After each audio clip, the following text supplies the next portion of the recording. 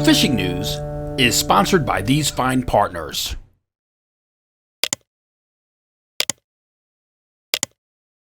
Acres upon acres of bunker off the coast of New Jersey as a humpback whale emerges from beneath for a swallow and a breath. Incredible Halloween footage somewhere off Seaside by Tom Lynch of Angry Fish Gallery. Look at that amazing beast coming up for a big gulp of bait. Absolutely incredible. I'm Jim Hutchinson with the New Jersey Delaware Bay edition of the Fisherman magazine. My thanks to my good friend Tom Lynch of Angry Fish Gallery. It's right on Bay Avenue in Point Pleasant. If you're looking for some holiday ideas, stop by and say hello.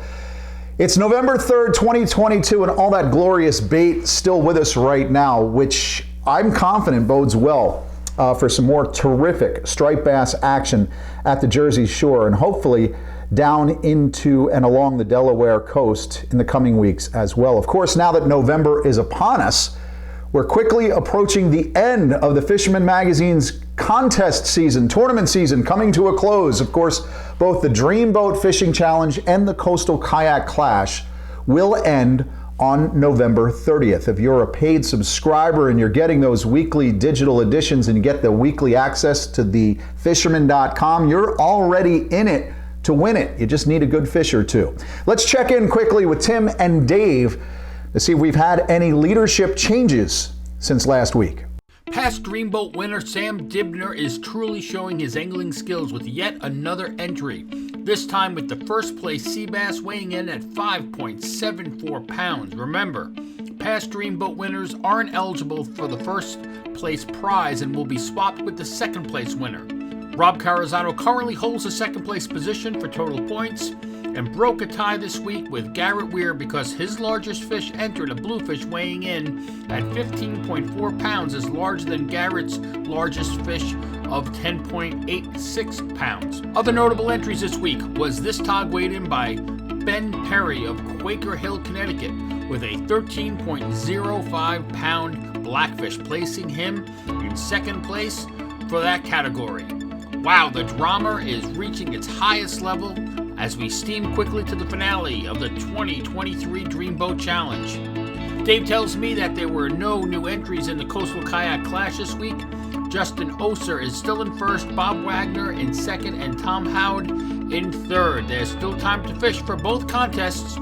Make sure you're a subscriber to be part of the action. There are good options for you this week if you're looking to get on that leaderboard in our weekly fishing reports posted at thefisherman.com. On Monday, Akira over at True World Tackle in Bayonne reported on some 10 to 15 pound bluefish in the East River and Lower Hudson River a couple of days last week. So it looks like they're in, they're out, they're shooting in and out. It sure would be nice to hear the drags sing the blues sometime this fall. I know that Martha's Vineyard had a good shot at bluefish this fall, and we got some early reports down on the Outer Banks of some giant bluefish blitzing the beaches down there. So hopefully we will see a good bluefish run along with those stripers this fall. Sea bass back in play in New Jersey after a very short week-long hiatus last week that happened to coincide with that northeast style wind and weather we had last week, so no harm, no foul. But we're back into a 15 fish bag limit and a 13-inch size minimum, which is great for the Jersey Shore headboat fleets, for boats like the Dauntless out of Point, who continue to pound those wrecks daily when given the chance. Sea bass and a few porgies in the mix. Jumbo porgies, another Dreamboat option for you. But that's been the ticket for boats out of the Monmouth County ports. The Last Lady, for example, out of Belmar, was still doing well with some good-sized porgies last week. I also saw where Captain Bobby Rush's Starfish out of Sea Isle City this week. They were out on Tuesday during a wreck trip. Sea bass, porgies, and yes, some bluefish there in the mix as well. Delmarva as well in terms of those sea bass. Delaware and Maryland coast and Virginia coast. I saw where Eric Burnley, he's our Delaware field editor here at the Fisherman magazine, he got out on the Ocean City-based Angler earlier this week for a mess of sea bass that he actually brought back to the folks at Lewis Harbor Marina in Lewis, Delaware, letting the pros at the cutting board do the job. That's a wise move right there, Eric. If you're looking to hop aboard one of the wreck-bound head boats this weekend, it looks like it should be a good one. There is a little chance of some rain in the weekend ahead, but milder temperatures and the winds really aren't that bad. Although I do know, of course, you know that, I don't really love fishing in the southerlies, but those head boat captains, they don't stop. They don't stay at home. They know how to fish those southerly winds. So if you see that happening this week, of course, the straw that stirs the drink in our region this time of year, the striped bass. Solid action still up on the Raritan Bay. Occasional blitz conditions on top as those bass are piling on bunker, and especially when the boat traffic is light, of course. The big striped bass are spread out along the open beaches as well, from Sandy Hook to Manasquan. A well full of live bunker will certainly do the trick. It's working on both the head boats and the party boat, or the head boats and the charter boats.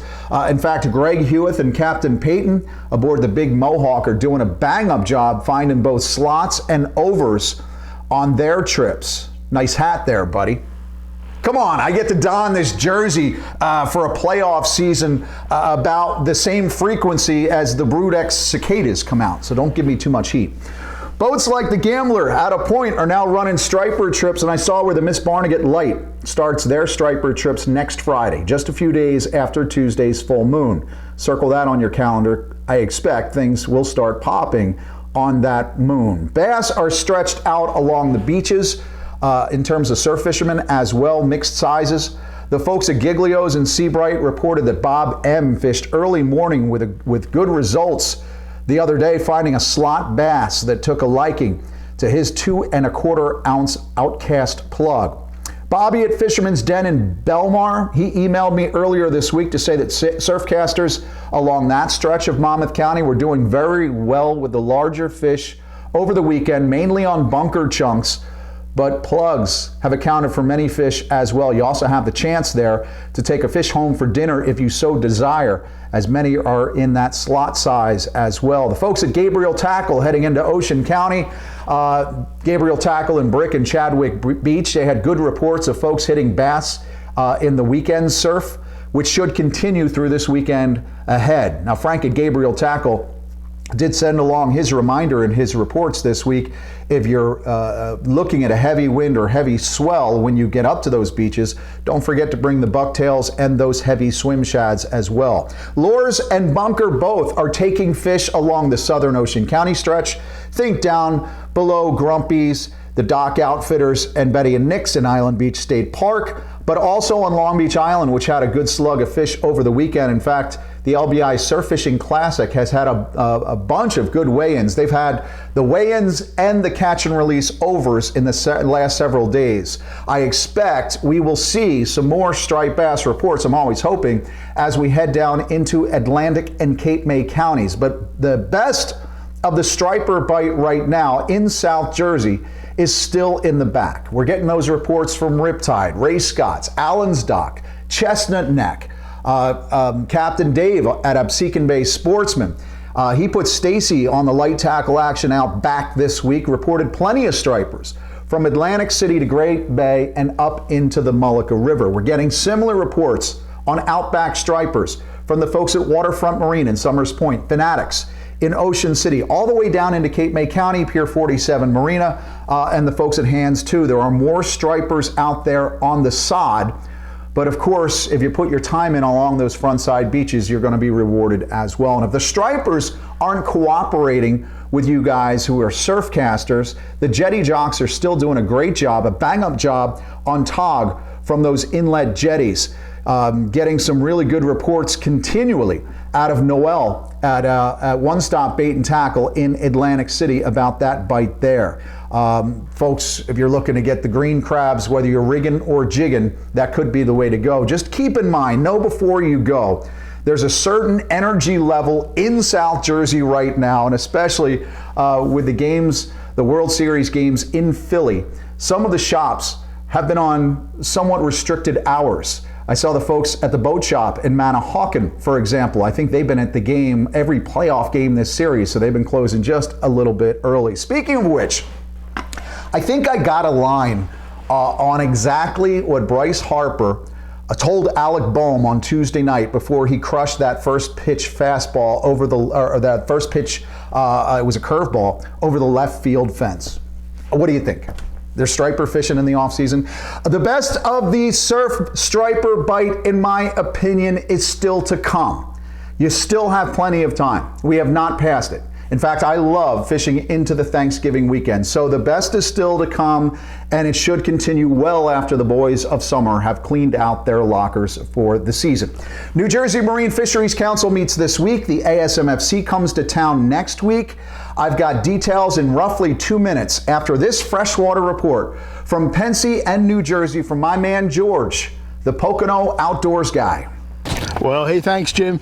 You know, the weather is warm, the water's cool, but the fishing is hot. You know, this is some of the best fishing in the season right now, and I hope you guys are out getting on some yourself. I want to touch on a few things here just to give you a clue. I checked in with Kevin Mack. He was up in northern New Jersey working some jigs for these black crappie and being really successful at it. You know, this is a great time of year. Get in that deeper water. They start to move up into the shallower water towards the evenings, but great time jigging them up.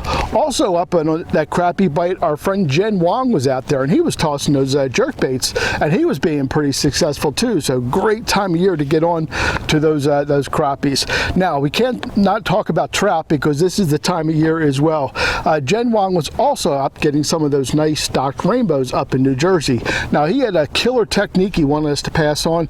He's using a little pink worm on a jig head under a cigar float, and of course he's slathering it with that lip glue scent and being real successful there, pulling in more than he could handle, I think, with a nice stringer full of trout.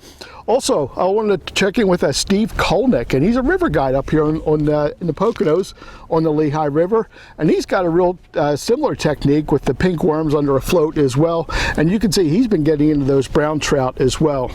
Also in Beltsville, my son was out catching some of these browns, but he was doing a different tactic. He was throwing some live bait. So whatever tactic you want to use, guys, the trout is definitely on fire. I didn't want to not talk about walleye because this again is a season for walleye.